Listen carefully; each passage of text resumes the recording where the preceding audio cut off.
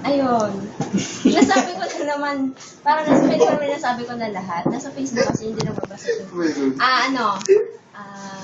Ngayon na lang for now is keep the faith. Laging dapat strong. Ang ating motto, mahina lang ang sumusuko. Laging kapit kay God.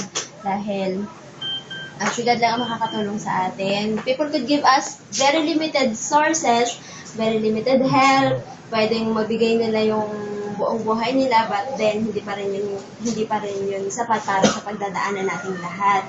So, ang makakatulong na sa atin is si Lord, kaya kay Lord lang tayo kakapit. Lagi mong tatandaan, una mong mamahalin ang Diyos bago ang kahit na sinong tao sa balat ng lupa. Ayun. And, yun, thankful naman ako dahil I have you, kakalaw. Yun, happy birthday! Happy birthday. O, kalain mo nga, narating mo pa ang 19th birthday, di ba? Parang, before it's impossible. Pero, yun, sabi ko nga sa'yo, with God, everything is possible. Happy birthday. Happy birthday. Dami lang naman